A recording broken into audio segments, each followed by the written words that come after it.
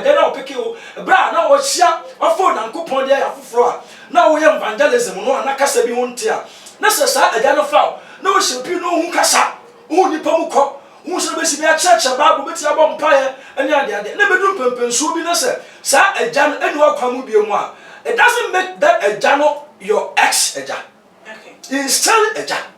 Okay. Ti me dia me hu say say baka say ex eja no oba entwa yie.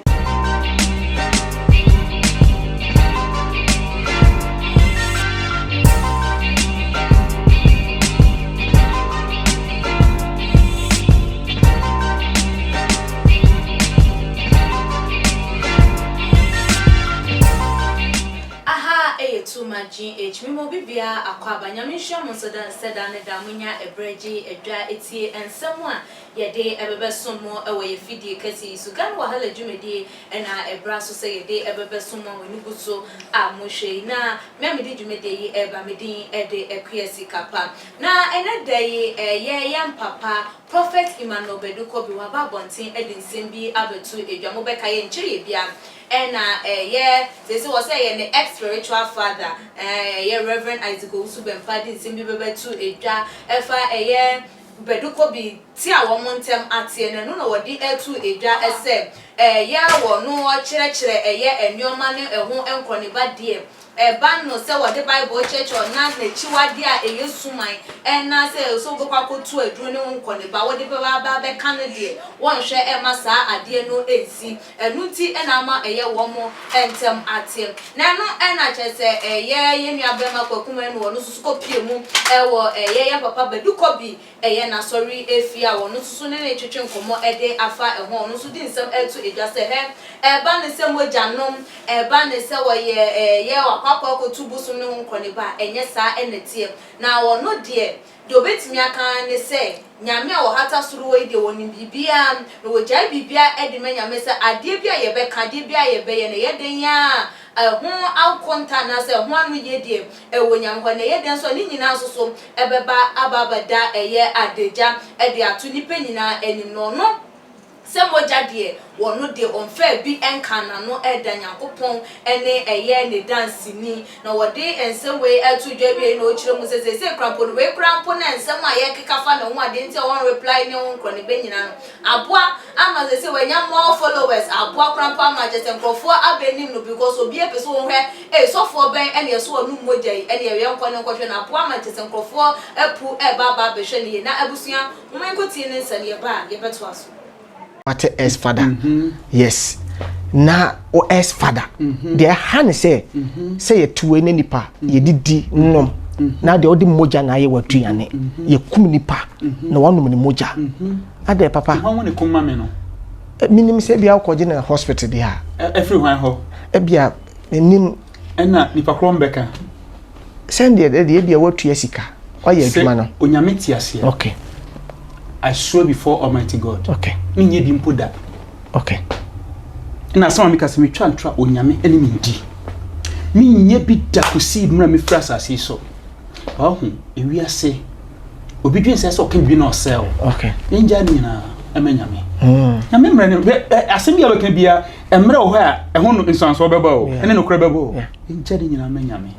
Tono so na ntwa to so. La bi mucha ye dai awa kura beto se wanu ma wi a wo pepa wa no ho boy bi oben wo akra ye friend say me anti di ne die ena oba he ena me fia me timu no every room bi timu e fia me timu no me ma wo every room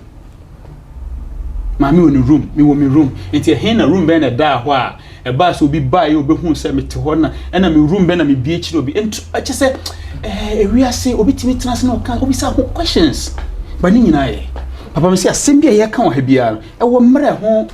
anu ye baba tie ye a wife kura beto so da ko se wonu mu nyina ye ko de yemu de ne pram wife ama so beto me fa fon friend say papa ko papa Bedu oba ne de wo ye sisi akwa mi ntimi no kura pa e ya granted wife interview okay granted okay na on kan kire wi ase so beto me say me o granted no on kan kire wi ase say no kura wonsuro timi kura ma me bi say no kura wonsuro yeah nti per time me de bibia ma na grant an interview no kan kire wiase bebe betum sem no moja che say asem na ebie mani abro mo ka no senya wo a kamemfi because onim say be always so dear chiri but in the echo rather more popularize me more promote me because we say bad news sells fast so ko bi no moja me nko he who dim say san sam nyam bae no na me trending so na nipa mo watch me so omo view me so san sam bae microphone view me say see microphone follow me no a chance first no e ko so for rather no more promote me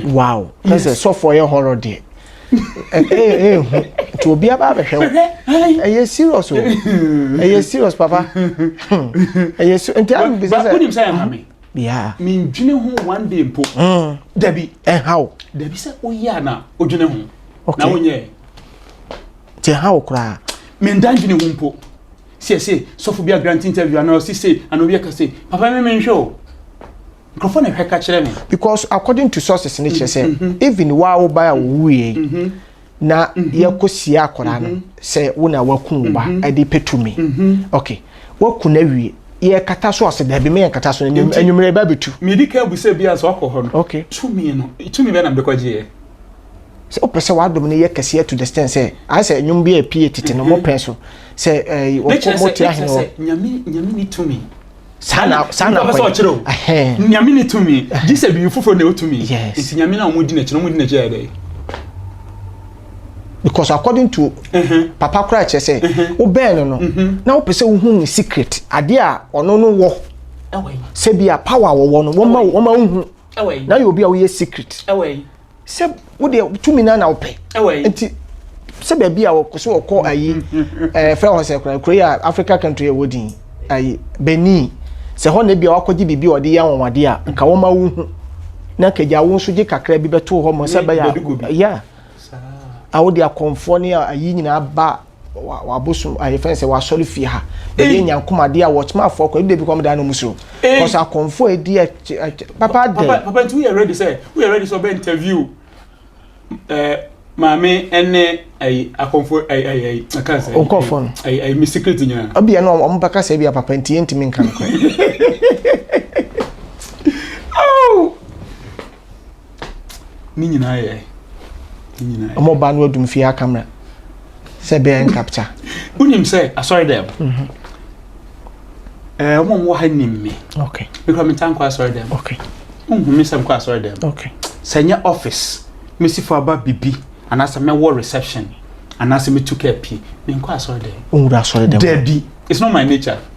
to baba na de comfort na eba ho ana o say o baba na de comfort na eba ho comfort ben comfort na ye kaka say o de ba your friend is saying me nim comfort yes malam bi ni a wo hu bi tin ya obedwane so a peace yes obi mpewa o sa no chia no pa ni nyina ye papa me see me kind of crash road me tese omo kasansa unsa o so ahwe unsa me reply kuma di kontia me ndwini humpo 1 second okay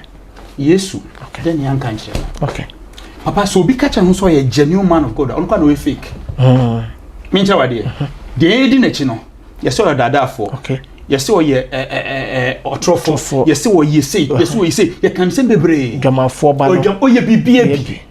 on ye di na chi no okay okay and Jerusalem be kusina jiufo bebre yen de no mo sere yen okay because say nipa na yen se edi na chi no omo hu ni ye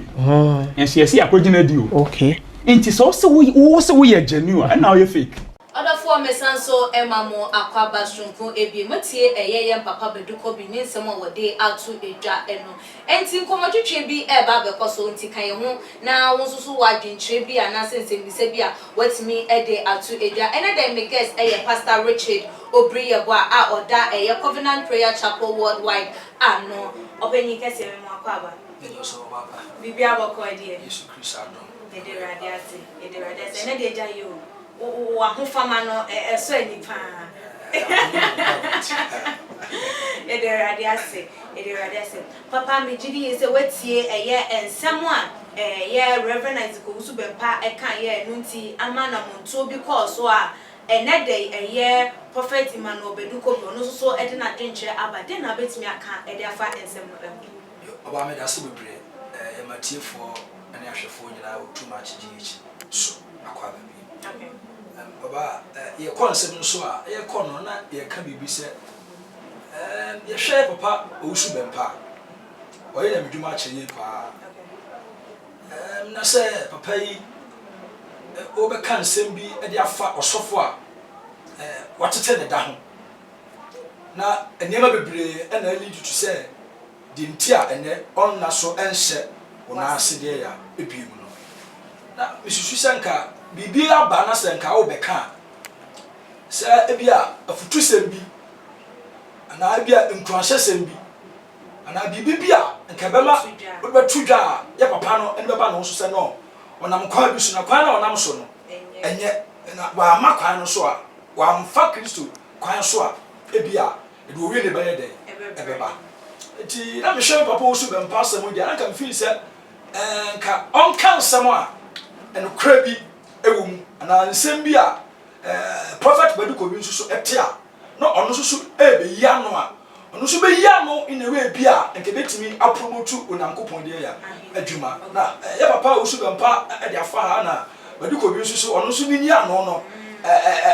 nsem bi a visa ya keka ko no e be do musiko yi ti e bibi pa jo na tie yem papa prophet Bedu Kobi a wo say ye wo me pese me hu ye wo ex spiritual father wo say ye nim san kai obi wo ha wo say we dey we ye me ex boy we ye me ex girl ne ho nkro ne ba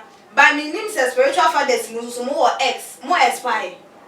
but spy Jabia will continue to be a jab until I will never to the side day after no now on say yesu ka sembi o se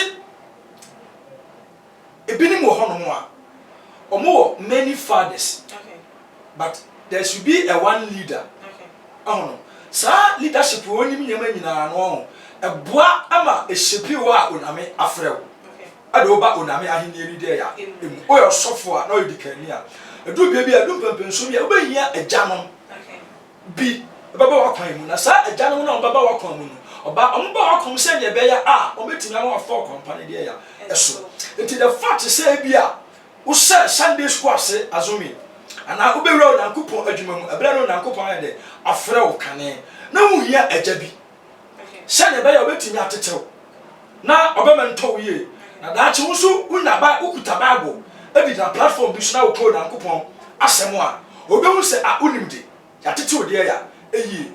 akodo ba bi na sa agana opeke obi a wo Sunday school agana opeke o bra na wo hia ofo onankopon de ya foforo a na wo ye evangelism no na kasa bi honte a na sa agana fa na wo hyepi no hu kasa hu nipa mu kọ hu se be si bi a church bible beti abo mpaye ene ade na bedu pempenso bi na sa agana eni wa kwamu bi mu a it doesn't make that agana your ex agana it's still agana ti me de me hu se sai ba ka se as agano oba entwa yie we sofo bi nsam pen a na bibi ntu ba ka se wo ye wo as agya eni kwan se sa kasa no efu anu ye de because unim oba biologically no um se what jaya obone se de ya he is still continue to be your father sana about spiritual fathers no so aye de etie o spiritual father ya obone a wo susu aye obone wo susu aye obone no wo akwada no ko papa ne dia ya enanse because akwada ni panimu dia asem o ye de ya wo akwada be de obedifo sana ye de etie levels of leader and fathers no aja oba ye tete sa senior koso na mu sana sunsun so ye de koso ti se wontimi nto o biological father ne de entwene a sana o spiritual father so wontimi nto ne de entwene especially obia or have influence e wo so or tetew or asofo no do ma de go beyond say the yes here de esi hu no jo ye hwe yentie ye papa ne nsem kan ya wo ka emu a na ye said ye papa Reverend Isaac Owusu Bempah be kan ye say wakotu ye ordinary like ade a o chiri ne no na wo ye te say obi obakotu bosoma na say no na ye Bedu Kobi ye no ntino ama wo montamati na wutie prophet Bedu Kobi so ensem a wo chemu say wono woni secret place bia woni fie na ebiem nso no wono mumoja na nya ade nso say ne yere ababa beto no ewo any like sin mu bad sin and wa betche no red handed say bia wo di boni ebisi na ye hwe say panyia ba be ka say na akwada so so e ka e different na e ba ne sen e na be ma so for panyin ade a eni mo be ba be ka ato ne ba eso because utie e prophet Bedu Kobi ase de ne papa ne spiritual father e ka bibia to ne so abra enye den enye no kre e ba ne sen e na so for panyin betimi atwa ntro de ato ne so for ketwa eso baba me da se be pray on se na me dwuma mu no obi betimi abesom okay na obetimi atete akwada bi na grace e mu different okay I mean osofu be grace anya osofu a grace okay enti sa osofu pani a watete akwada na akwada no wo ho a na otese ni papa otete no se onu moja okwa abosoboso ofrafra ni ema bi oh ensem bi a ano wiram kakra na yese obobonchichie afi ensuase be ka kire wo se de nchema ya de ye ni de ya ni nyachi na susu obi onso a na bia de o kan ye no e bia na no kre okay oba e bi nso a na ne to bi anye de eni oh no de ba na ya no kre ene se e bia ona ne nam no ohun no kwa hodo bi so a sa pa hodo no antwa ya osusu se no de watiti ni de wo hu de e ba ya de ya e bia no kre okay because bia wo hu a den sa obeti na be ka san asem no afa okay oba de me so beti na ka se ennim obeti na ka no ene se me hyase se grace e mu different bia bo hu se wona wotete no na so ofiri wo nche bia kwa onipa na ekọ awasofu dwuno mu no bia wa tete no wo de nkosa okay okay e domo ni sa no so ntakade ya no ba o se no nko a oka no kre wiase biatie no no o se no obi a oka obi a bo mu so obi twetwe obi na ntebia na se wo niema bi won ho a bia sa nipa no oni ana ko ne nya nko be de nko bepe anke ni sanke wiase fo mu na nke wona mo asofo mu susu mo tentam oba se yesu kan o se ebradu se atemu no e sha ase firi asori fi bible mu no oba e minim papa bi okay ne e fra no Atalia okay Atalia na o nua bema na adidie abeda fi ana Atalia ayi ekọ wo no ana ne ba no ewuye o ba bema ana owuye owuye no o se da bi se ono na ne ba ebedi ade a na se ne ba no ne kunu yira kwa wo so owudi a ani o be make sure se enkwada bi e be firi onua mema ho baba bia no obeku won oh eti sa ani bre no oba ewo ho okay on sa Herod o te se ya wo Kristo no un se ya ka se ye benya a king of Jew bi na ana se Herod te ya no on se obi ba na hini be chana dia and ono na hini is the person will be a threat to join the for that san kofo three wise men no and I said the wise men no omo call so omo kohwe Yesu no ma present gift hide ama no on say Herod ka say mo ba cha ba bi o de owo but nkofo no had a revelation say Herod nya na obe de obekunu nti omo ba ne kwa omo fa so omo ba fa de omo amfa ho nti oba eni bere so ebetimi aka okay emma ya papa Owusu Bempah obetimi aka sansem na yede aka prophet Bedu Kobi dia ya eso ani braba mu dia so hu se Bedu Kobi stranded okọ nanim na medwuma no okọ nkan a ene obetimi dia bibi saa yede ato so wa bra bia ne de ene no kra apart from that no se dia oka no nko mu dia bia no so odani ayede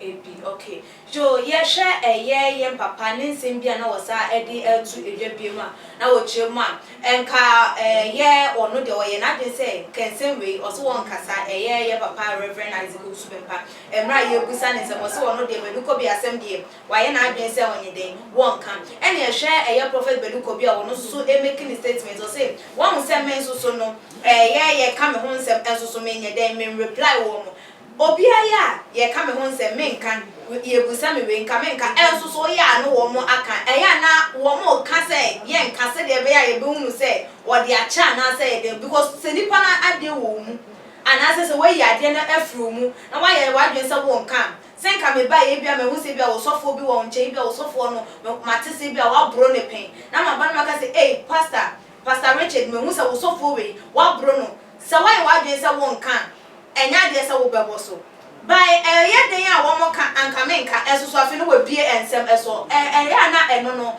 ye den ti na masa enyoma no esi say won ka bibi by nipa na nya busa nko anti e wo say won kan na ba me da se bebre on say Kristo na yedi na chi no say Kristo ye na dwen say obesoso nsem bia so ana obema answer to every question nka minyi ni say nkwaje odi abre Nkebenya. Okay. Christo was very wise and very intelligent and smart. Oh, how no usini Pharisees, and the scribes and the Sadducees near there. And then I say, Osanka, and net generation where I saw for a woman. Or by the Osanka in night near the team is sooner. But unfortunately, yes, I had the ACC. Fine, by a man, Papa for you, Obiaka was a yasam bonnet. And I'll say, oh dear, you won't reply. If you don't reply, I know what you are. If you say, and can no woman can bet you assume you why then, Abba. So the car said, oh, reply, then some friend they be been to where they reply. You don't owe anybody explanation. Oh, yeah. Only person of fear one. Onona Oba. Who bet me a cassette? Obisa Bibia, who are no ya betting there, waiting Yama. I don't put no sign here, and yet, I have brought bed, or Baba and Maya Tosu there, Tosu. What am I saying? Anything, or stuff will be anti-us, said. And somebody, you're the kind I found. Yes, we Christo, yes, say, what could the hour, Zacchaeus, there, I feel. Well, Uncle Pomba, and Tino, I mean, today for. Jamama for a day, what am I saying? And Tino, and the banner day, until I said, a brava phone and coupon to my day, that too also. And it said, oh, what to say, a company I found one. About me, and coming no pa. Sir, me cap, me you know, now be on the set, son, I had it. You better do it, yeah, do it, I know that, and do it. Until I was so for Bedu for Ghana, I'm not for common and power. But what to honor the air, and then you be out. Only this go so ahead, a cost. And until some of us can be man, but where the baby is going too far, and not one I was awesome. Because one way now I can. Na fe de ok de ni kwasa o kana about kan no eno na nkofo no be fa e dia de so ti ka me de o sofo a nsem bi ono na ka wo te a ne ka fa ho a hu se Kristo na odina chi no o se ya de ye no nti mu so de ba ye de ba ye no o se akwa bi no mo se de ya o se ni wura what must nti wo ya akwa no master for mu no o ba ba ye de nti se ye se ye ya sofo dwuma no ne ye ni ye di a mo me hu ni se ofre bi a ani asemi a aye de what must say and it some keka atem the dear offer why you say we are suffer we there we kind of so for peace to prevail no or to reign we are suffer and can say you are so there yo yetie eyen papa Bedu Kobi in the last but one statement be announce wo make here or say enya you need genuine man of God. Because though ye genuine no crampo any ye fake because the san say what yesu ye mfato ho say yesu ye se an o yusu ye Beelzebub to me na de na adwuma ebinom mo se an o ye mpena ba ebinom so ye say enti wo no crampo na wo ye wo huti uni no crampo ye de ne ba asase so ya kan say we e de afa no na ya engineer ntum say o ye genuine dia that means say ye wa hanom no eni kwan say yetimi ma afafo e praising and as ye praising you say ye genuine the moment I be fra say we genuine no dia na wo ye ya e dan so enu nti woni Kristo dia no enso ye dem a ya be fra say we genuine ento susu say genuine pastor eni won na emom ye den ya asofo bia ye benya ho asem aka asofo bia na e wo say nyame fra wa ye nya ho asem bone kana aba me da say Jesus Kristo. That's we are dwelling much on Jesus. Yeah. Because only the exact example I was saying sorry. Yesu Kristo on. Nkofo kan ho asem. But emunu na he was a genuine. Okay. Enti criticism say na nkofo kafa no no. It was untrue. Okay. Oba na Samson na kafa Yesu Kristo mu nyina. Emu bia na ye no kro. But nkofo na person come this house no be there. Aba to no so. Okay. But inwardly not Jesus dear or your genuine. Okay. Adana Timothy, 1 Timothy chapter 3, 2 Timothy chapter 3. I can say the office of Dumano, of Dumapa. No, so for I'm sure young can hold the or you back here. That that means your chance should be behind and your tour. How far now this one you can become a genuine man of God. Okay. The Papa Prophet could be Bedu Kobi said, you need a new pastor no Obwa. Okay. Oba you with a new pastor. Okay. Now bet not be genuine. By yes to your back count. By the count there ya answer. Okay. Then we also make sure and some in the panier day. I can any day. Okay. Anything and then a crap that makes you a genuine pastor. Okay. And the genuine pastor there, you're a whopper. Sure, yeah, the uncommon channel eba a year ya enesa. Now, the final words such as what the two journal just say, who they say, Emran same way by and Amana followers, Papa, and Crofwa, a follow no any cafes, and Kabian go year program, be another or the BB2 in the social media page and can go function. By the moment I Becca said, Wako to bosom where you say, Amana and your followers as a pastor, must you always depend on your false news to trend? But absolutely no so. Okay. Or your software. And then and near my son. Okay. Because obeying himself, I deal with a but because I got social media, not the way you see I get fan and say, yeah, I because say he. Say, dear, I because say AP. Because at the papa, no, go for. I'm promoting on social media nowadays. Okay. But in your money, Obia will go and click and what and see. Okay. And then Chasha will trend it for what? You have to trend for the betterment of the gospel. Okay. And for the promotion of the kingdom of what? Of God. As a man of God. If you are trending, meaning you are prophesying, your prophecies are accurate. You are working miracles out, and your miracles are bringing efficiency upon the life of people who are in the kingdom of God. Until one can say, oh, trend it, because you can't send money there. You don't need the people before you are you trend. What trend there? Or set Bible, no one sama oh yeah, oh can you power the older than you near my pa, oh can go for it as such now. And the bit one more, the bit one more trend, and go for the bomb pie, and my area for near the etting. I want the two YouTubers about go for the go for the it meant they are not themselves trending. It's a ministry now. They are going to that means oh trendy Christo.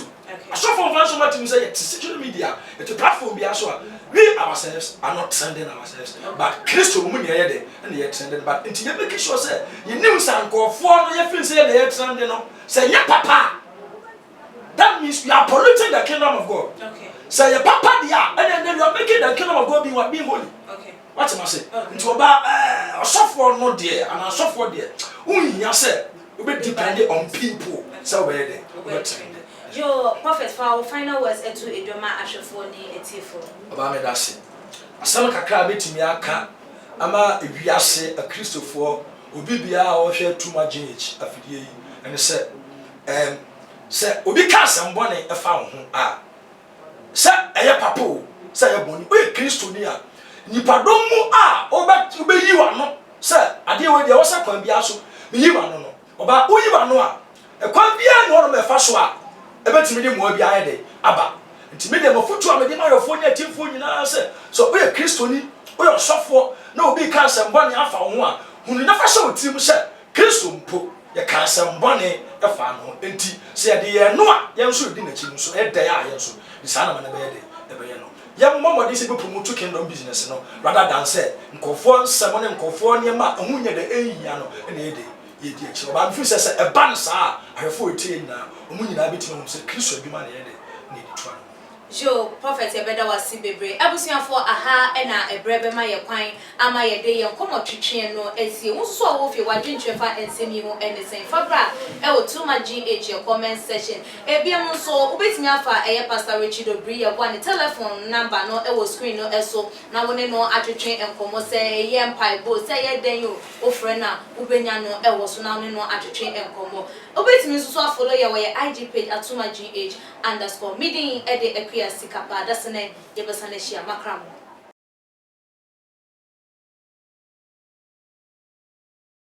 Me dey Isaiah Kodwampo obetumi afem the great ampo mbrembren wonu me nka moni ehwe too much gh mu ye too much na me so me ye amo fire too much gh we ye boy what shut up to your fans, and everybody who is watching Too Much GH.